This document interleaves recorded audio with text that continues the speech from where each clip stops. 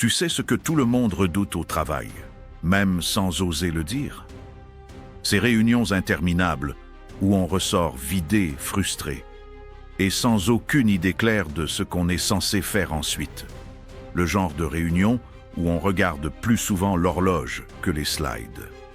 Et le pire, c'est que ces réunions ne sont pas rares. Elles sont devenues la norme dans trop d'entreprises. Pourtant, il existe des méthodes simples et concrètes pour transformer ces moments en vrais moteurs d'efficacité.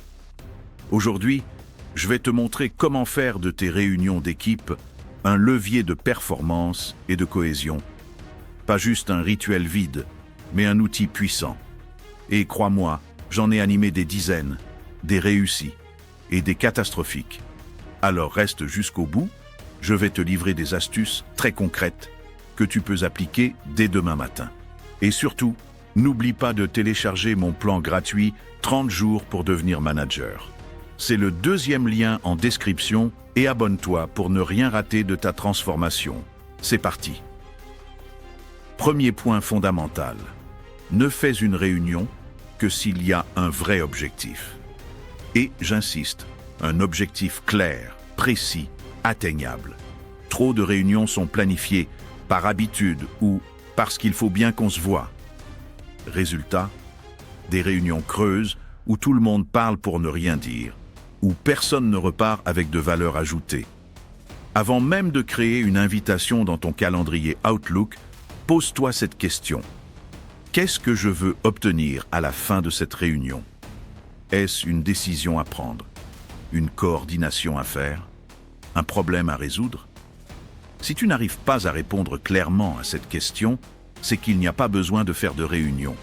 Une note de service, un email, voire un canal Slack peut suffire. Je vais être honnête. Au début de ma carrière, je pensais qu'en multipliant les réunions, je prouvais mon engagement. Que c'était le rôle d'un manager de créer du lien par des réunions régulières. Erreur. J'ai vite compris que des réunions sans contenu, c'est le meilleur moyen de tuer la motivation des équipes. Deuxième pilier, un ordre du jour précis. C'est la colonne vertébrale de ta réunion. Sans lui, tu t'exposes à des digressions interminables, à des débats hors sujet et à des réunions qui n'en finissent non plus. Un bon ordre du jour, c'est comme un GPS. Il guide la discussion, fixe les priorités et montre à chacun pourquoi il est là. Prends le temps, avant chaque réunion, de rédiger un petit texte clair avec l'objectif de la réunion. Les points à aborder avec un ordre logique. Le temps prévu pour chaque point, qui est responsable de quoi. Ce qu'on attend des participants. Décision, information, brainstorming. Un exemple. Objectif, valider le plan de lancement produit X.1. Retour des tests, 15 minutes. Point 2. Ajustement marketing, 20 minutes. Point 3. Validation finale, 10 minutes. Et si un point dépasse, il est reporté ou traité en aparté. Cela demande un peu de rigueur en amont, mais ça fait gagner énormément de temps ensuite. Troisième règle, maîtrise le timing comme un chef d'orchestre. Timeboxer, ça veut dire donner une durée limite à chaque point et tenir ce temps. Tu dois fixer des plages temporelles réalistes et les faire respecter. Sinon, tu t'exposes à ce que les derniers points soient bâclés ou que les participants quittent la réunion en cours. Ma méthode, j'utilise toujours un chronomètre visible ou un timekeeper désigné et je n'hésite pas à recadrer poliment quand un intervenant s'étale. Et surtout, prévois 5 à 10 minutes de marge à la fin pour les questions, les imprévus ou simplement pour respirer. Rien de pire qu'une réunion qui s'enchaîne directement avec une autre. Une réunion qui respecte le temps, c'est une marque de respect pour les autres. C'est aussi un signal fort que tu sais gérer ton rôle de leader. Quatrième point, structure la prise de parole. Laissez chacun s'exprimer, oui, mais pas n'importe comment. Dans une bonne réunion, il y a des rôles. Un animateur, un timekeeper, un preneur de notes et une dynamique équilibrée où chacun peut contribuer. Si une ou deux personnes monopolisent la parole, tu perds en diversité d'idées et tu démobilises les autres. À l'inverse, si personne n'ose parler, tu passes à côté d'infos clés.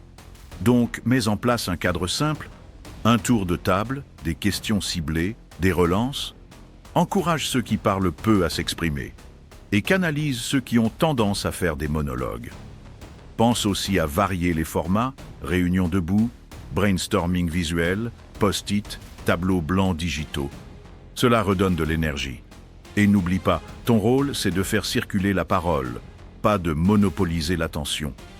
5e pilier, conclu par des actions concrètes. C'est la partie la plus négligée et la plus essentielle. Une réunion sans suivi, c'est comme un film sans fin. Tu crois que c'est fini, mais personne ne sait ce qu'il doit faire. Résultat, les mêmes sujets reviennent la semaine suivante. À la fin de chaque réunion, prends 5 minutes pour récapituler.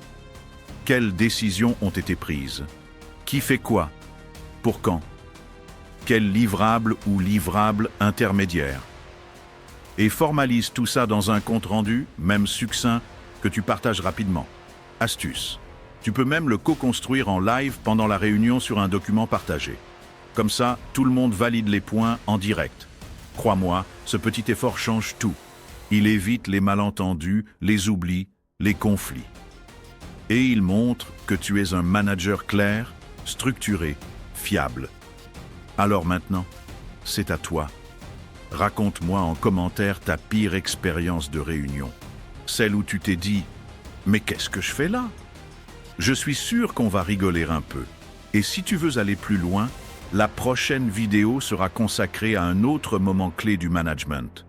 Les entretiens individuels, les fameux 1 à 1. Comment les rendre utiles, humains et impactants. Donc abonne-toi dès maintenant pour ne pas la rater. Récapitulons ensemble. Une réunion d'équipe efficace, c'est une réunion qui respecte 5 règles d'or. Un objectif clair, un ordre du jour structuré, un timing maîtrisé, une parole équilibrée et un suivi concret. Respecte ces 5 piliers et tu verras, tes réunions deviendront un vrai levier d'action et d'engagement. Alors si cette vidéo t'a aidé, pense à liker. Ça fait toujours plaisir et ça aide la chaîne à se faire connaître. Tu peux aussi la partager à un collègue ou à ton propre manager, subtilement. Et surtout, abonne-toi.